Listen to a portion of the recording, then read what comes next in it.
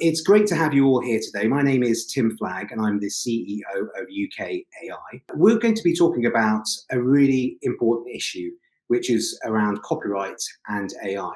I'll give a bit more of a preamble in a minute, but I also want to introduce you to my panelists, my esteemed experts on this field. I've got Thangam Debbonaire, the former Shadow Secretary of State for Culture, Media and Sport. Thangam, it's great to have you here today. Thank you. It's lovely to be here. And we've got Sir Robert Buckland, KBE, KC, former Secretary of State for Justice, and who also has a very deep background in law, who'll be able to help us understand some of the legal context to all of this as well. So, Robert, great to have you. Thank you very much, Tim. Lovely to see you. Thank you. So the topic has really sort of come into sharp focus over the last, over the last couple of months, but particularly in the last couple of weeks. There's a deadline coming up, which is the 25th of February for the consultation on copyright and AI. And I think there's been a number of other developments as well, which we'll get into, not least the AI Opportunities Action Plan, and also the developments in technology. We've seen things like DeepSeek as well. What are the implications of that? There's a lot of discussion and debate. And as we prepare for our roundtable that we've got coming up next week, when we're going to be bringing people together, bringing our members together in a roundtable to actually debate this and hear all the views, I realized that there's a lot of context that it would be useful to understand. And some of that context is really around the creative side and what is the impact of this on the creative industries. And a lot of it's around the legal implications as well. So that's why I'm delighted to have both Thangam and Robert here to be able to help me unpack all of that. So I wonder if I could kick off by asking Thangam if you could help us understand the creative industries in the UK. How important are they? And what is the sort of the importance of that industry to the economy? Thank you, Tim. So the creative industries are one of the most important sectors we have in terms of the potential for growth, in terms of employment, but also in terms of our soft power. If you ask people in any other country in the world what they know about this country, it will typically be not Robert or I or you. It might be the BBC, it might be the Premier League, but it would also be people like, say, William Shakespeare, or one of our great pop stars, or the Beatles. We've got a whole range of reasons why our cultural industries, our cultural sector, are what we're known for abroad. But also the growth rate of the creative industries is significantly higher than the average growth rate. It's apparently about 1.5 times. Now, that's a really important thing for this government, and for any government for that matter. Any government of any colour wants growth in the economy. That's how we pay for our public services. It's how we make sure that we're dealing with the challenges that happen all around us in our daily lives and in our public life. So we want growth, and the creative industries can provide it. But broader than that, what the creative industries do, and in their broadest sense, that includes arts and culture, which not everyone would define in that way, they are an ecosystem. If you invest in, say, an art gallery, or in music teaching, or in the publicly invested theatres that we've got amazing arts companies up and down this country. And they are also part of the creative ecosystem that stimulates that economic growth. Because many, many people who start off getting their apprenticeship or their first break in the publicly invested sector, or learn the ropes just on, as a runner in the BBC or as a stagehand in a theatre company, end up working in film, TV and games. Those are the three parts of the so-called creative industries that quite often policymakers will be referring to when they say creative industries. But for me, the entire spectrum of arts and culture organisations are also part of it. And it's important that we remember that, because if we want to think about why for instance, our commercial music operators, why is our commercial music sector so important? And when we get onto it, why is copyright so important? It's important because it creates economic growth, but it doesn't get that way out of nowhere. And as a musician friend of mine said to me recently, there's a reason why Hollywood filmmakers come to London to get their soundtracks made by actual musicians. It's not because ours are the cheapest, it's because they're the best. And typically a musician will have a portfolio career that will include perhaps some teaching in the state sector, some commercial work and session work for films, and then maybe some debt work in orchestras.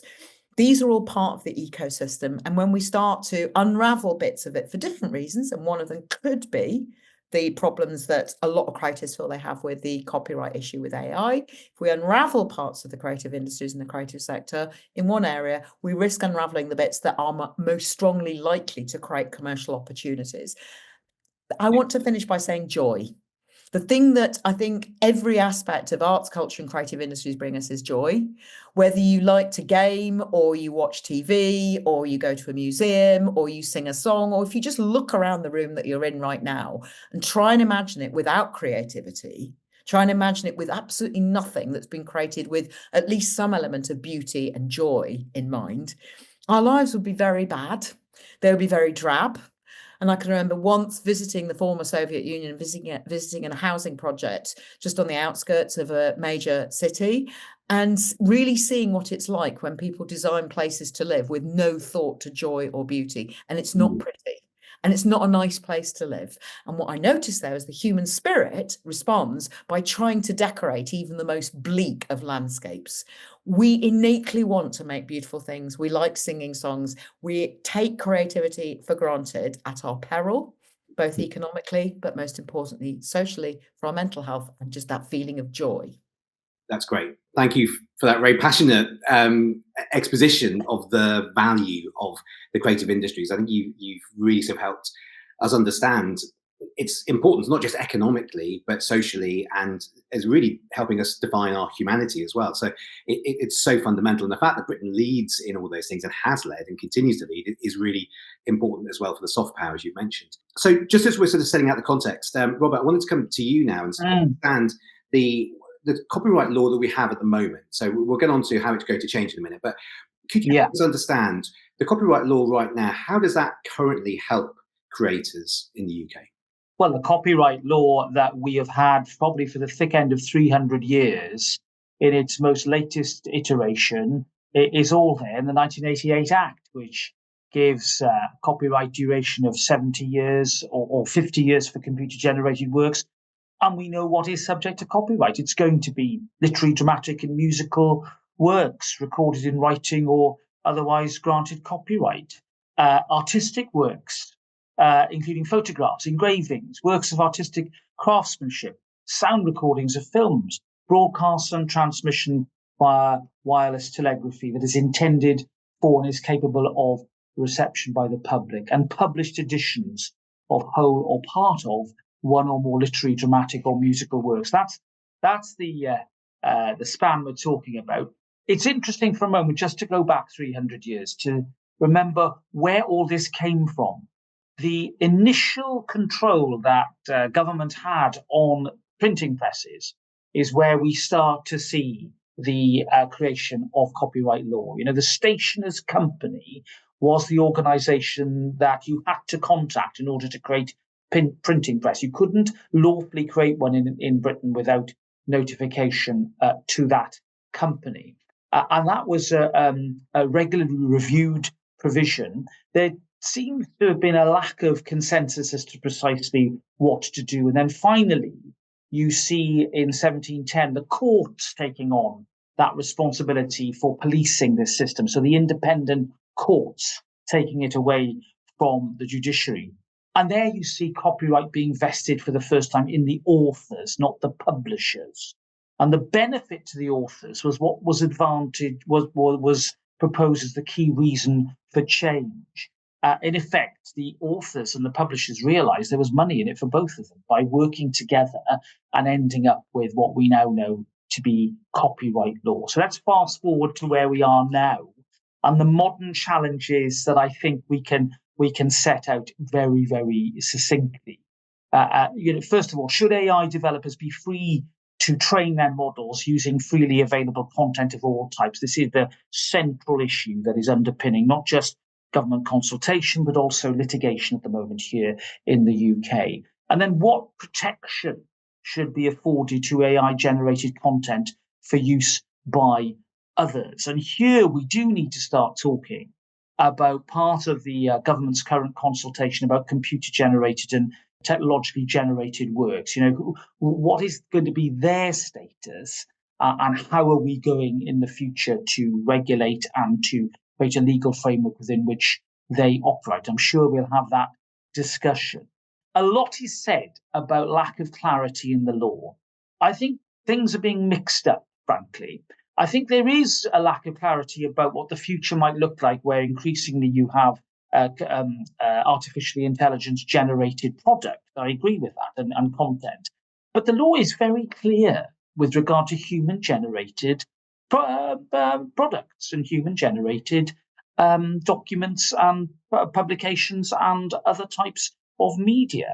And therefore, I do think that when we have this debate, we need to be very, very clear that what is causing uncertainty is the race to the use and development of this new technology in a context where perhaps some of the analogies that we've used in the past no longer apply or work.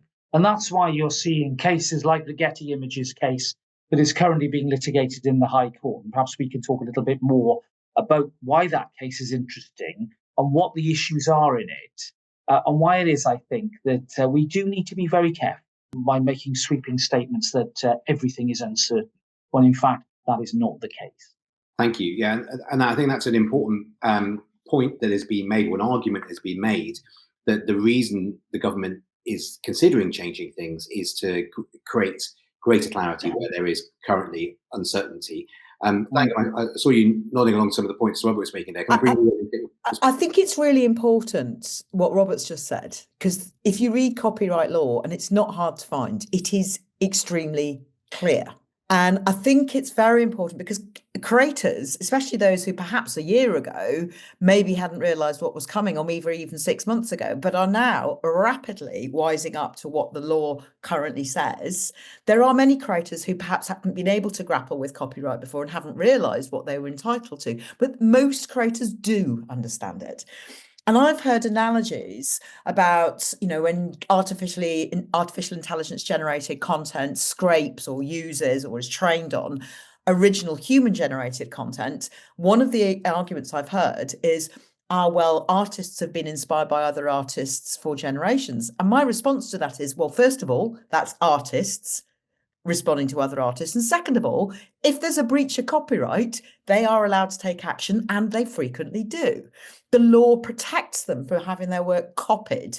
And I think that's where things get complicated. And they also get within the world of AI. Robert's absolutely right to draw the distinction between the utter clarity that we have under current law until we bring in AI, where yes, there is no clarity. But just because a new thing is exciting, and it is, AI is very exciting, it doesn't mean, just like the invention of the train or the electric light, doesn't mean that we shouldn't think, well, what are the possible risks here, and how do we create a framework which is the right one? Because yes, something's exciting in AI definitely is. It absolutely is. And also creators are using it, but that's not the same as it using their work. And that matters because if you break the creative industry model, as I said, by making it impossible for original creators to actually make a living, you are going to break the industry as a whole, or you risk breaking the industry as a whole. And that risks the joy of human existence, the joy of human creativity, but also economic damage. And economic damage is not something we can afford as a country. I don't think we ever can, but we really can't at the moment. And that's what creators are saying they're worried about, that their original work will not be recognised or rewarded. And if it's not recognised or rewarded, they will be used to replace their work, could be used to replace them commercially. And that's a problem. So we do need to think about what the economic model is here, but we also need to think about what is the nature of art. We touch on very deep philosophical questions when we're discussing this. And, so sometimes it can make your brain hurt, but it's really important we consider that. because we have the potential at the moment to say, we want to know what we're doing here, and we can look forward and say, how can we make this a technology that works for all of us, rather than go, oh, we never realized that was going to happen. When actually a lot of creators are saying at the moment, there are options for how we can do this and recognize and reward them. And then there are others which they're not convinced by. And I think it's important we explore those. And to be fair, the government is consulting on 4 options. I think that's important just to recognise they're consulting on option 0, do nothing, option 1, which is effectively an opt-in to having your work used, your copyrighted work used, option 2, which is kind of a non-option in my view, and option 3, which is effectively opt-out. And there's been a lot of debate about which way people are worried this might go. But I think creators across the piece, including recording companies, including the British phonographic industry that represents the industry, not so much as the Musicians Union represents the musicians. There are all sorts of organisations who are saying, hang on, we need to get this right. Yeah.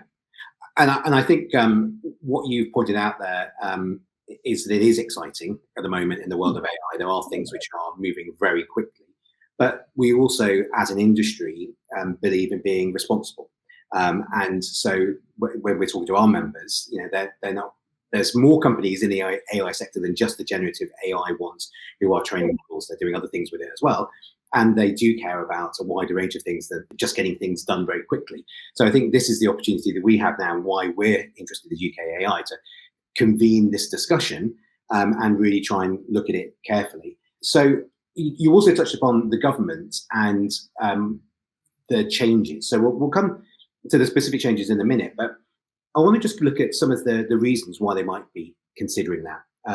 And I know that there's a sort of one of the arguments is that if there was a change to make it similar, to make the copyright law in the UK similar to the EU AI Act, that might then make it more enforceable. Because at the moment, it's very hard to keep the big US tech companies. It's very hard to keep them to account. Whereas the EU has done a fairly good job at doing that through its various different bodies. And so one argument I've heard is that, well, actually, if we in the UK align ourselves to the EU, then we can benefit from them policing the copyright laws. Robert, could I bring you in and see what you think on that? Yeah, look, I still think it's very early days with the EU legislation. It's only just coming into force. I mean, February's been quite an important month for the new law. We're still, I think, really not fully clear as to precisely how it's going to work. In fact, if you look at the consultation the UK government's issued, they're looking, for example, and they mention the EU approach, but in the very document they talk about the fact that the opt-out or the EU opt-out is not machine readable, for example. So there's a concern already about the practical application of all of this. Look, and it just seems to me more on a more macro basis, that tempting as it is for us to want to be aligned with our friends in the EU. And let's not forget, this comes against a wider background about the fact that in a separate but related area of data, namely the adequacy agreement that we have with the EU, which is due to be looked at and hopefully renewed, we've got to be aware that we're not sort of working here in a completely benign and neutral environment. There are trade-offs potentially in all of this. And that's why I think, the UK just needs to keep its eyes very wide open as to precisely what it's going to do. I am currently in a position where I think that to just jump in and take the EU approach as the default one, I don't think that would be a wise option. And I think that, frankly, we should actually take a little bit of pride that, copyright law is really something that, started here. It's something that we developed. And that has been, to varying degrees adopted in different jurisdictions. Why is it not something that now we can use our own genius and imagination to do something that might be slightly distinct, it might be slightly different, but which works and which, importantly, provides stability to the creators? Absolutely, as Thangam says, doesn't eat the heart out of an important part of our life and our industry, but at the same time is sending a message to investors that this is a country in which you should be able to come and build data sets, because at the moment that is not happening. And look, squaring that circle, getting that balance right, whatever you want to call it, is bloody hard work. And that's why I hope that, ironically, in an area where everybody is talking about the pace and rate of change of AI, almost paradoxically, the government would be advised not to absolutely rush to creating a regime here that is either going to be obsolete very, very quickly, or which does the opposite of the intentions that we see in, the good work that's been done by, first of all, Matt Clifford, and then the government's response to that. So, more haste, less speed, I think, would be my advice here when it comes to any changes. And isn't it also the case, though, that some of the implications are going through the courts at the moment? Exactly. And, if we rush to regulate before some of that's worked through, I mean, I'm not the lawyer here, Robert, you are, but my reading of this is that we've still got quite a lot to learn about what the law might be saying. We do, and the Getty Images case, without talking about the merits of it, the case is ongoing. It's going to be heard. The first trial is coming up in the summer. Let's just have a look at that, shall we? Because it's a really good narrative. Because what that case is about, first of all, is how. So the Getty Images, we all know we all know Getty Images, photographic bureau, very important international bureau. It does most media pictures, etc.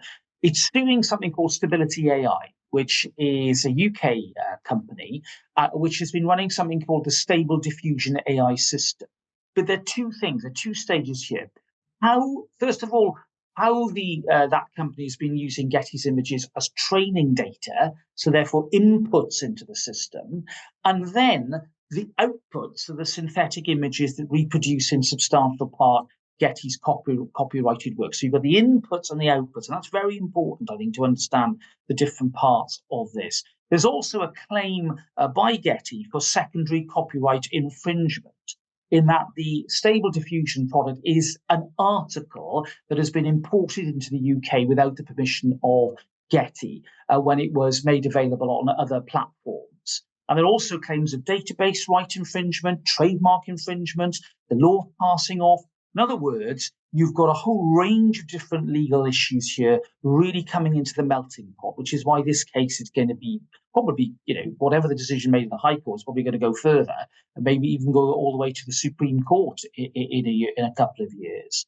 I think that looking at some of the defences raised by Stable Diffusion, this is where you start to see some of the big issues about jurisdiction. We haven't yet talked about the fact that our law will only reach our shores. And the truth is that we are dealing with an international phenomenon. So, first of all, Stable Jurisdiction is saying, well, with regard to the synthetic images generated from text prompts, the images are formed in a random way, say the defendants, from a database with parameters. So there's no specific image being reproduced from the training data set.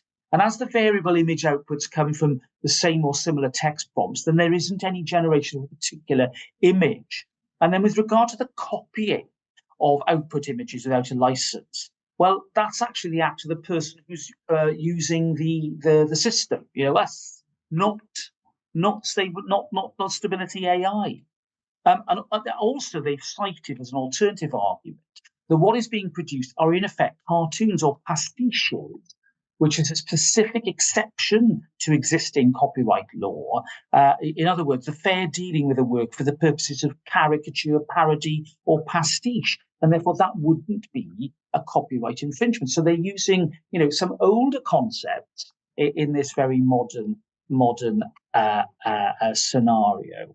And I think, underpinning all of this, you've got this argument that, a lot of the data set assembly has taken place beyond these shores. It's actually not the work of the defendant, Stability AI. They're using something that has been created by somebody, by organizations or individuals that aren't actually within our jurisdiction. There was an attempt to try and create a big class action out of this case with potentially 50,000 different creators being joined. That's now been stopped by the judge. The judge has decided that she doesn't have the jurisdiction to to do that. But having, even without that class action element, this is a very, very important case, not just for us here in England and Wales, the UK, but it's being watched internationally as well. My friends in America, I was at Harvard Law 2 months ago, and they were talking with great interest about the Getty Images case. So all eyes on us. Thangam's absolutely right. I think that it could be a case of putting the cart before the horse if we wish to create prescriptive legislation before we know the outcome of important cases like that. Just before I bring you in, Thangam, I just wanted to kind of go back to Rob and ask another sort of question just to build upon that. I don't have a legal background. I don't understand the sort of legal ramifications of this, but my understanding with law is that a lot of it's based on case law. And so you work out these examples, and then that's how you kind of you adapt to any new technological developments. So what I don't really understand is kind of why that process can't just keep on evolving, as you're saying with the case you just gave there, and there's several other cases that would help flesh out the copyright law. Why is that not adequately solving this situation? Look, I think the problem with case law is that it does depend on what the disputes are and what cases come up before the courts. And it's not the court's job to, especially at first instance, to stroll through the savannah and give a sort of general, all-encompassing view that will then be binding precedent. It won't be, not unless it's dealt with at an appeal level or higher. And therefore, sometimes, time and tide and all that, you can't wait for case law to develop, which is why you've seen statute increasingly being the way in which we've evolved and developed our law. But, I'll say this, it's not just in copyright law that, we've got this issue. We've got the issue in data protection. We've got the issue in other adjacent, what I call AI adjacent disciplines. But the solutions actually might be through sectoral regulation of those existing areas, rather than the attempt to create some sort of brand new, shiny, visible from space AI regulator, which I am instinctively skeptical about, and that's why I think the other truth is we've got to look at what's happening with business activity. Look at the deal between OpenAI and Axel Springer.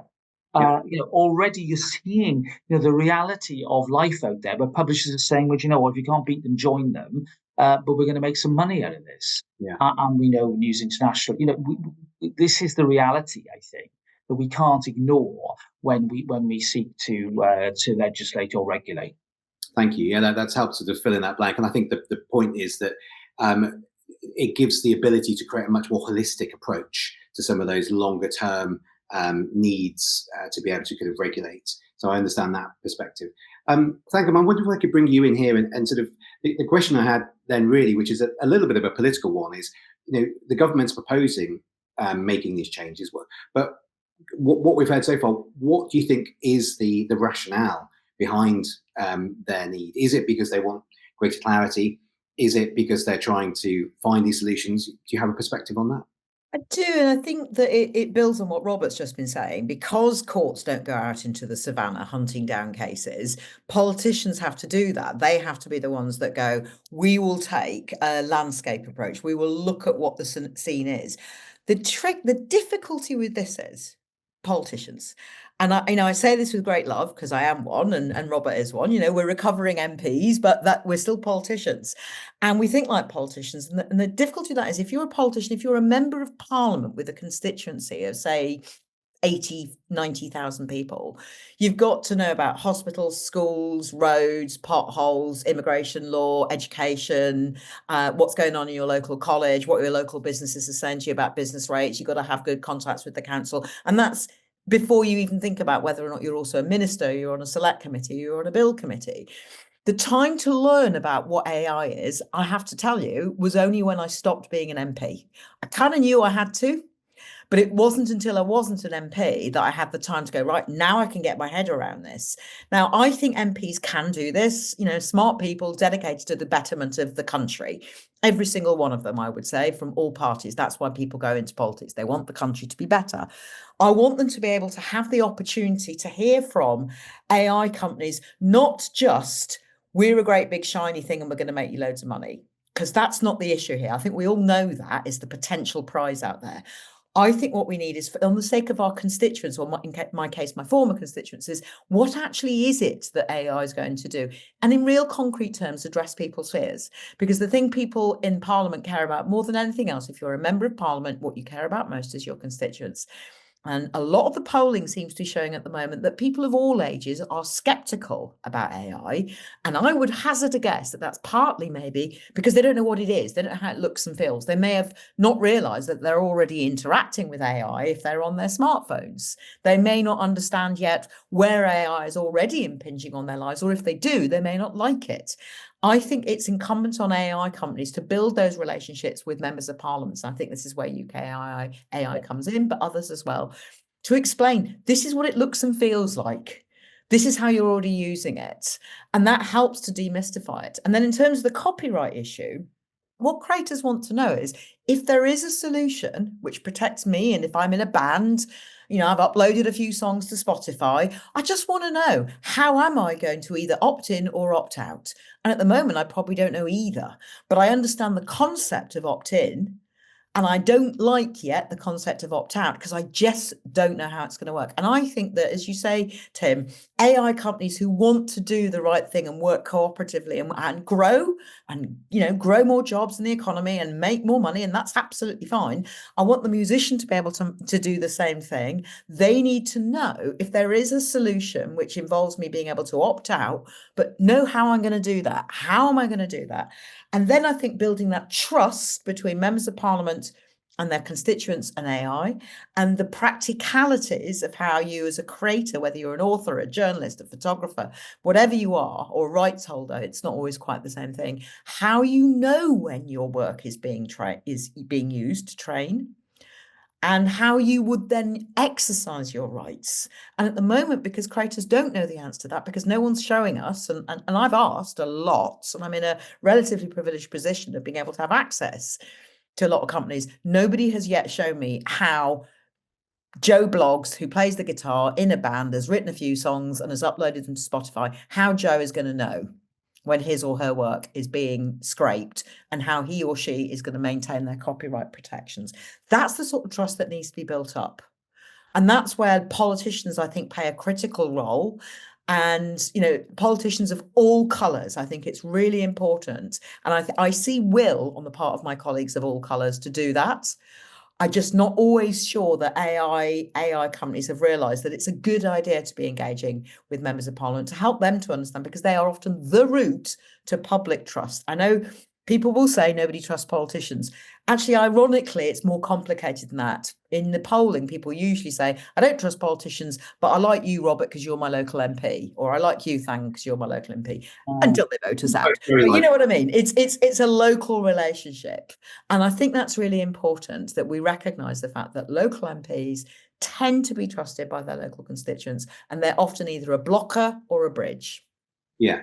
Yeah, thank you. I think you made a number of really excellent points there. Thank you for sort of talking about trust as well, because that's a critical thing that UKAI have as one of our missions, to build up a better engagement with the public, greater understanding of AI, and breaking that down, helping define what AI actually is, and then building that trust. But it's not it's not a quick win. It's something we need to kind of work on over time. But I think within that as well, you were talking about the sort of actually showcasing and getting MPs to understand AI, and that's something that we did spend a lot of our time doing showcases to help MPs understand AI companies and how they're making a difference to the everyday person in the street, because that's really going to be critical to that. Just to come back to what you were saying, though, you were also sort of making a really interesting point around empowering creators and what more can be done there, because I think you're right, there is a bit of a David and Goliath situation here, where there's armies of creators who are often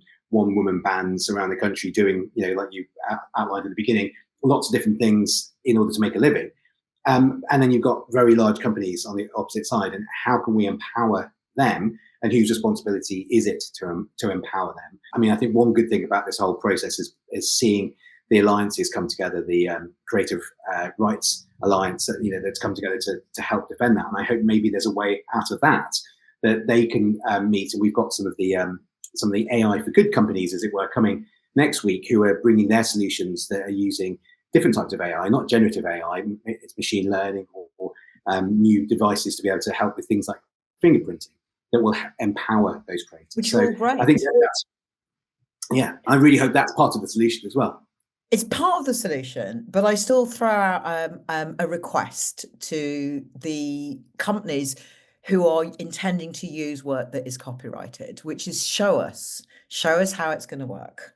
Because if there isn't a way of showing us, then of course creators from Paul McCartney to Joe Bloggs in his or her back room are going to go, well, we don't know how it's going to work, so we are bothered. And a lot said about the word. People use the word Luddite sometimes. I think that's really unfair.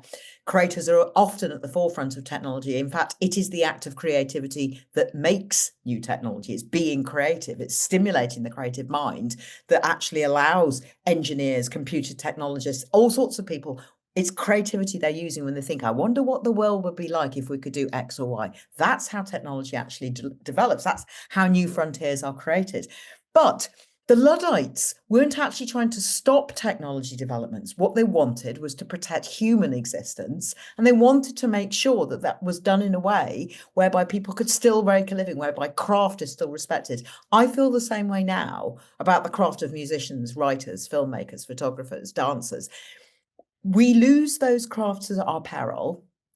And if there is a perceived existential threat to all of them, watch what noise they can make. And so if there is a defense, and I'm willing to bet, because I don't understand everything about AI, very, very far from it, I would say to AI companies, show us how it's going to work.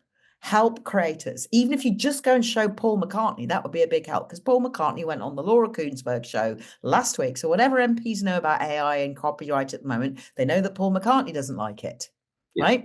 Yeah. And it would be great if somebody had picked up the phone, and I hope somebody is doing right now, and ringing Paul McCartney and saying, mate, I can show you how it's going to work. It's going to be fine.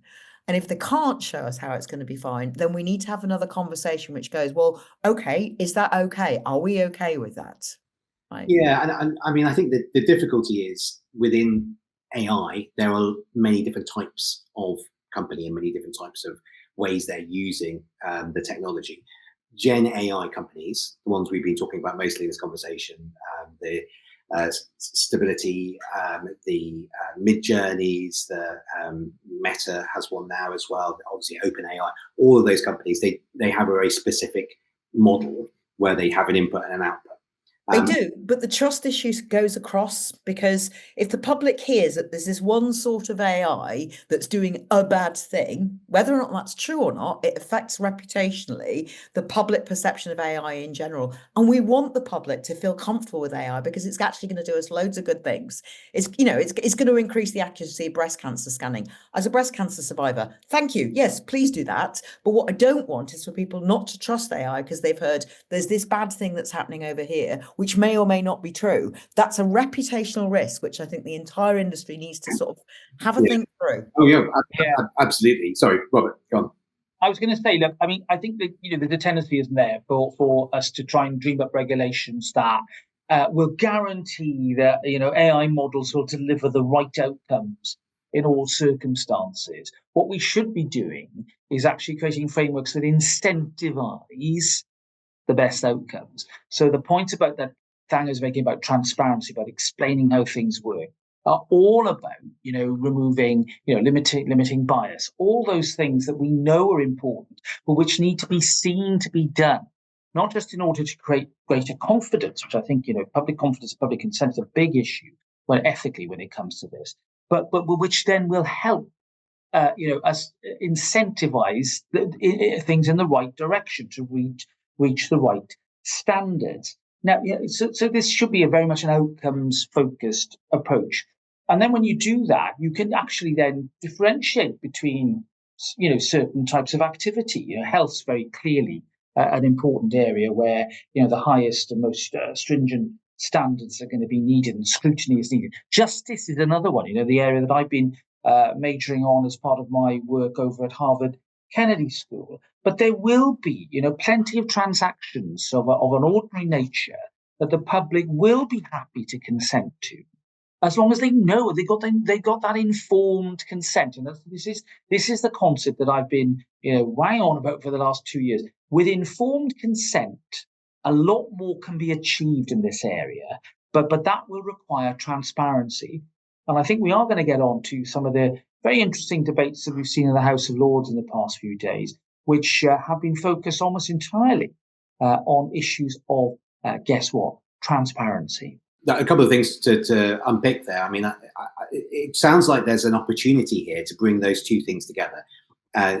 You talked about incentivizing, how we can actually incentivize the right action, the good actions. And is that a solution that the AI bill in the future could have some incentive that would encourage generative AI companies to be very transparent with how they are bringing that data in?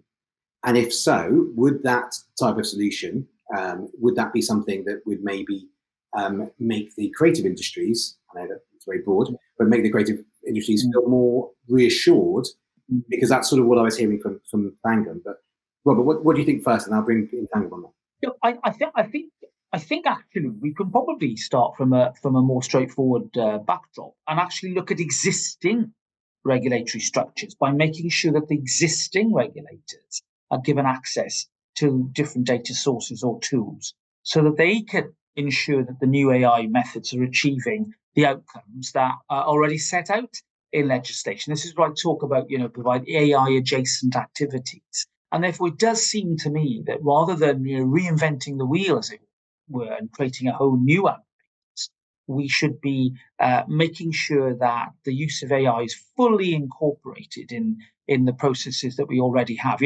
I think the analogy that's been made in the past about AI not just being a bolt-on, it's not going to be, I'm not going to be sitting here in my law office or doing a case with AI as a bolt-on. AI is going to fundamentally change the way I work and the way that we operate, and frankly, the way in which the public will interact with public services, for example, or with business. Understanding that, I think, means that the concept of just having a bolt-on or whistles and bells AI sort of structure outside existing regulatory frameworks is, I think, misconceived. Now, I'm not going to say that there might be a time when, particularly with generative AI and the particular issues that creates, that something extra is going to be needed. But it seems to me that here and now, in 2025, the time is now that we should be looking at those solutions rather than trying to create something wholly new. Thank you. And then Thangam, both on what Robert was outlining then, and on this idea that if we could get greater transparency, either through incentives or through better application of existing law, do you think that would be enough to reassure people in the creative industries? I don't know. I mean, I think transparency is vital. But in the consultation on copyright and AI, the government has proposed option 1, do nothing, option 1, opt in, option 2, kind of a nonsense, but option 3, opt out, but with transparency. And my question is, why not offer transparency to the others? Why is transparency only available with option 3? So, option 1 is still tricky if you don't have transparency. I'm not saying that everybody in the entire world, and I'm sure Robert isn't either, needs to actually understand what goes into an AI generative operation. I really don't.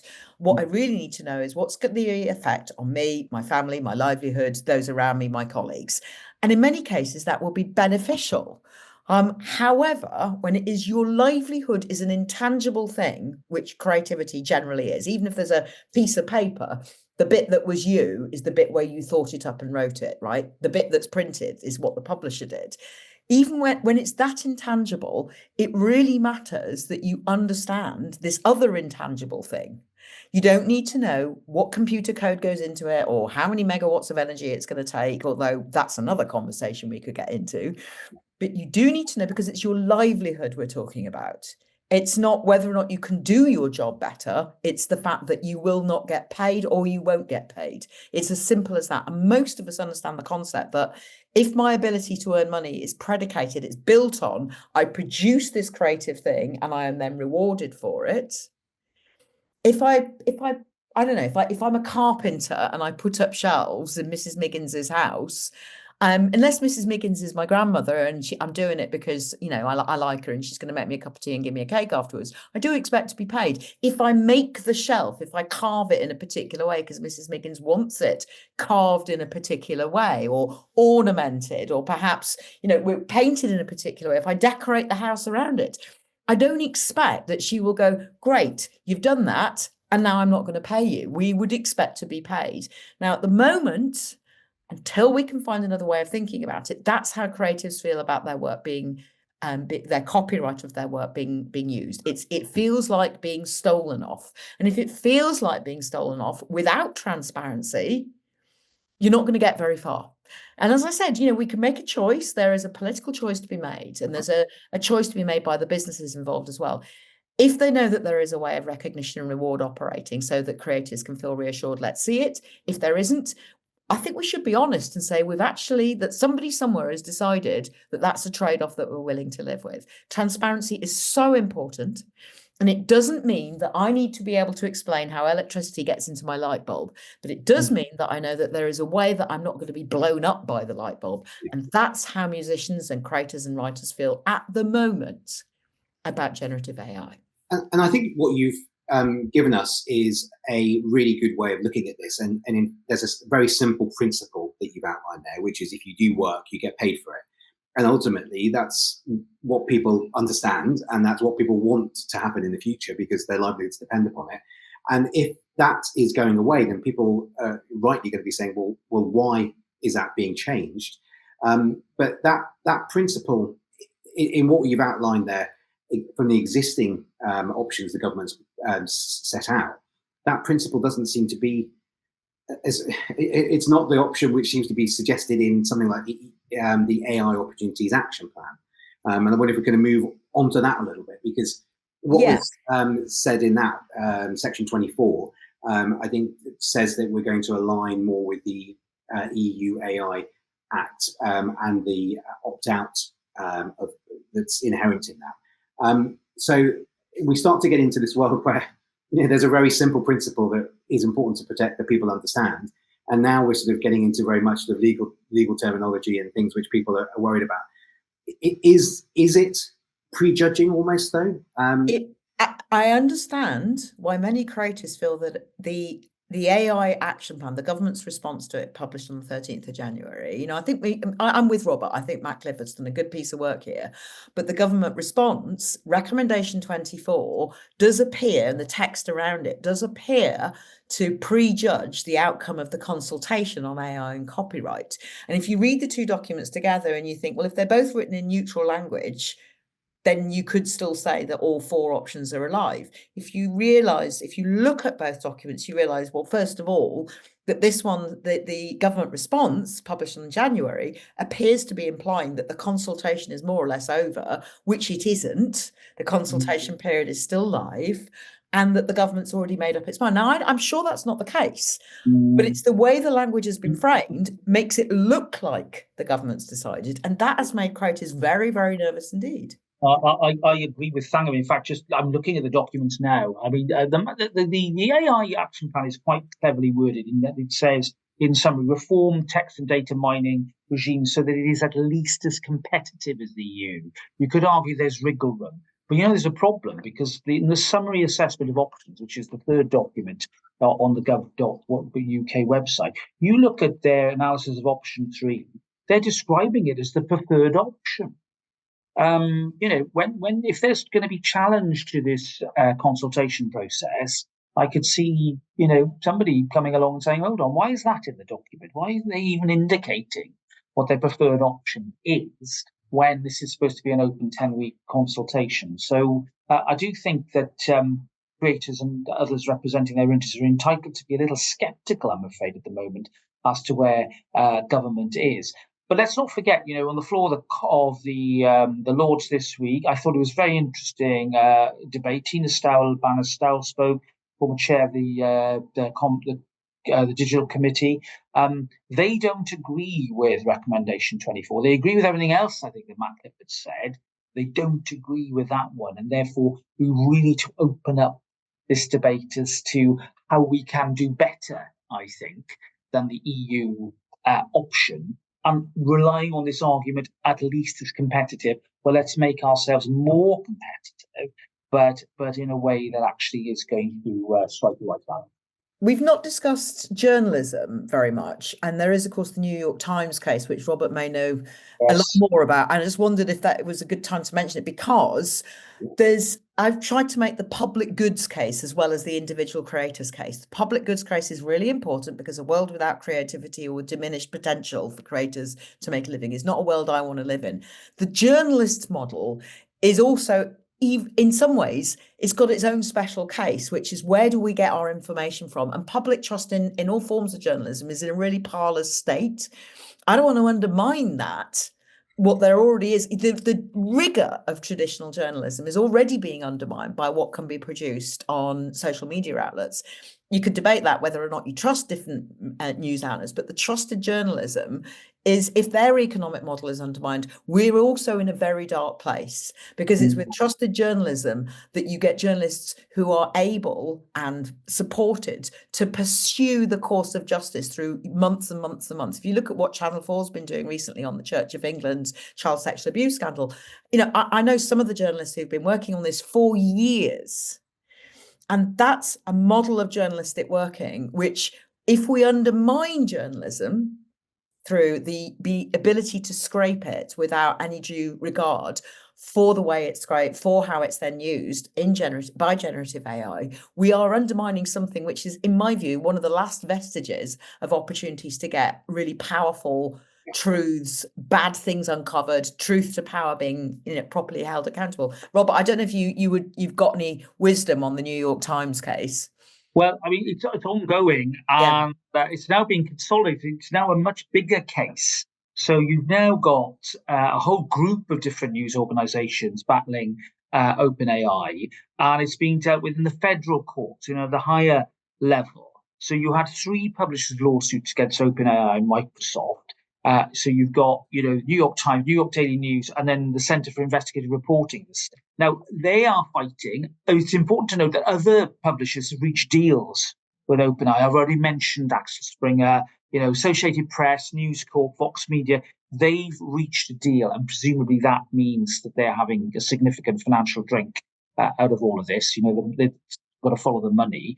But where we are is really now this classic argument about, is what is happening here some sort of data bank, or is it legitimate? Is it a genuine, exception where they're creating something new, and it's something that falls within the existing US exemptions on copyright?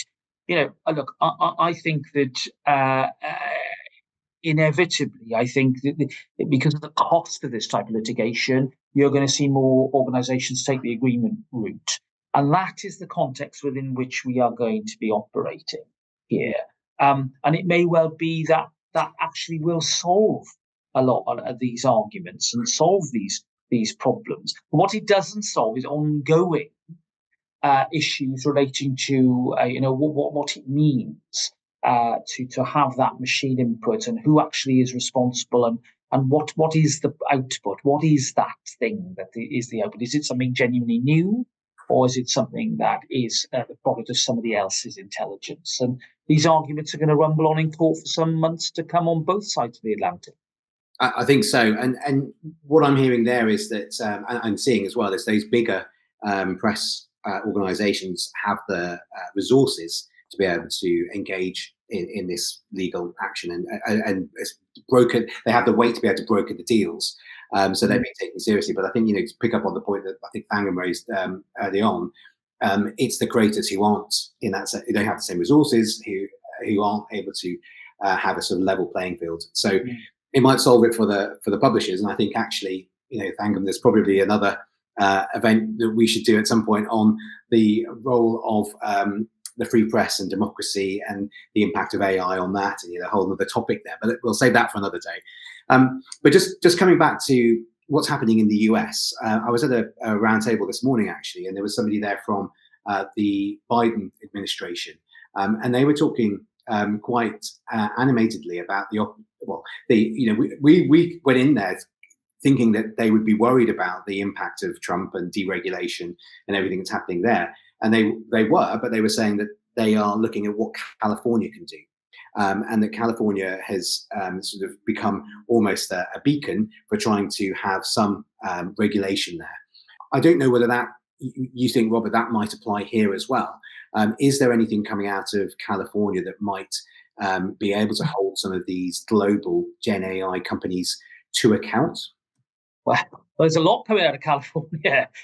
Some of it is, less successful than others. I mean, we saw, on the more macro level, the kill switch legislation that was working its way through the California state legislature last year was finally killed off itself by Governor Newsom. It was an interesting debate, that, because on one side you had Democrats like Nancy Pelosi opposing the kill switch, and then Elon Musk supporting it. I rather think that it was more to do with Elon Musk's dislike of OpenAI that led to his argument in that context. But you're gonna see a lot more, I think, from state legislatures in the US. I mean, Colorado, I think, has actually gone quite far to create a framework. Connecticut, you've got other states that are doing this.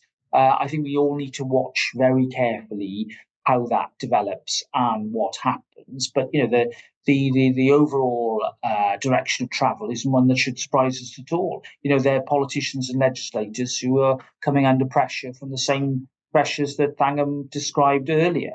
And therefore, although at a federal level in the state, you're not going to have any intervention now. The Biden executive orders, but amongst the swathe of edicts that Trump issued, he scrapped and binned the Biden order on day one, which means you're having nothing at a federal level, which is why I think we need to keep a very close eye on the Colorados and the Californias. Thank you. I'm conscious we've only got a couple of minutes left. We've covered a lot of ground, and I'm really thankful to both of you for helping to bring this alive and to give us all of that amazing context, particularly on some of the latest developments. I'll come to you both for sort of closing thoughts and to cover anything that you think we've missed that we should maybe expand, and then I'll just kind of wrap up. But Thangam, I'll come to you first of all. I feel passionately that technological advancement is part of what it's in the human nature. It's part of who we are. We invent things because we're creative. But notice that I do use the word creative, and I want to reiterate this. Nurturing our creativity and our imagination is incredibly important for its own sake, primarily because it brings us joy, it gives us pleasure, it allows us to process things, but also because it helps us to create new worlds, new ways of seeing things, new ways of doing things. And we need that more than ever. So allowing the creative people, creative worlds to exist and making sure they can earn a living is something we need to do more of, not less. I am willing to be agnostic, and I'm open to hearing AI companies that have got ways of showing creatives. They don't need to show me. I'm an amateur musician now, not a professional. Though, I'd still love to see it. If there's ways in which creators can feel reassured that their work is going to have its copyright respected or strengthened or whatever it might be, and be able to do so in a way which they can access from their front room, if that's where they record their music and upload it, or that their agent can do it if they are Paul McCartney, whoever it is along the spectrum, I think it's really important that creators get to understand, respect, and believe in and trust what's going to happen, because AI is too important. Robert's absolutely right. It's going to transform everything. Yeah. And it's doing so at a rapid rate. If we don't build trust, we're really going to have problems. And I want us to be able to feel that trust. Thank you. And Robert, I'll come to you for some closing thoughts as well.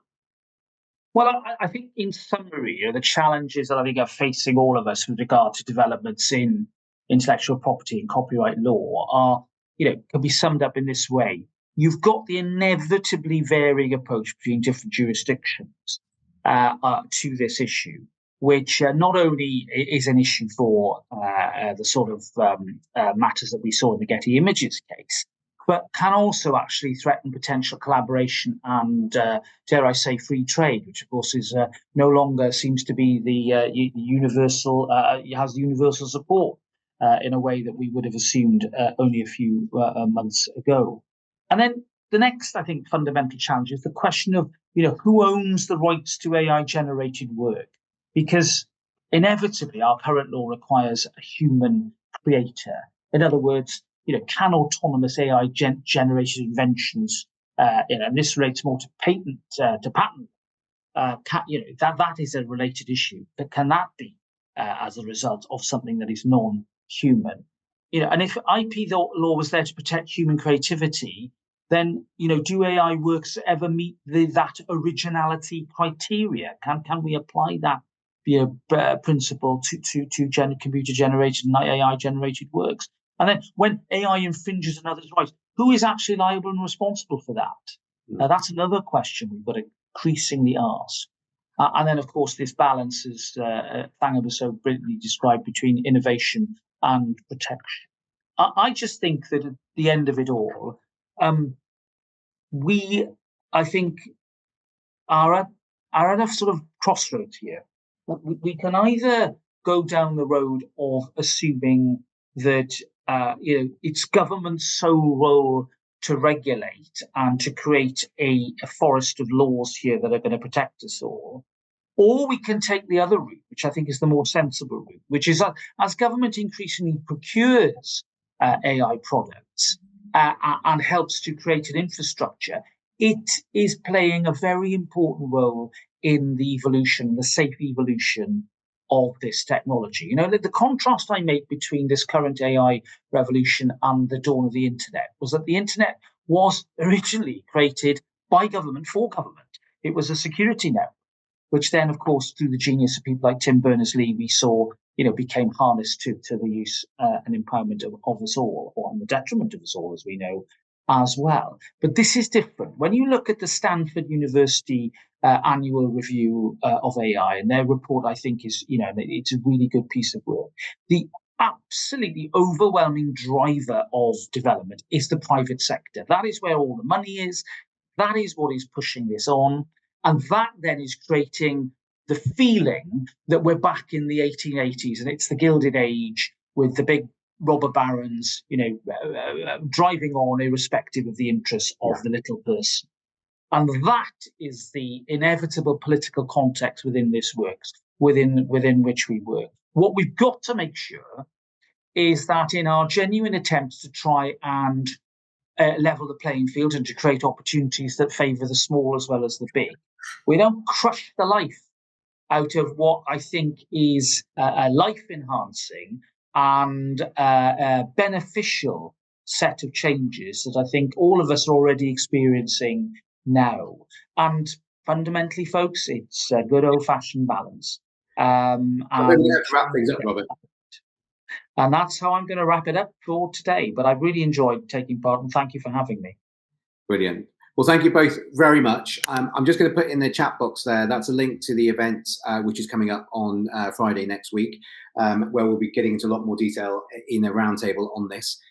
We've had some fantastic stories and cases there that hopefully have helped you, our audience, to understand this. I know I've taken a lot of notes. It's been very helpful for me to get my head into this. So I'd like to thank both Thangam and Robert, and most importantly, you, our audience today. Thank you all very much for your input. Thank you.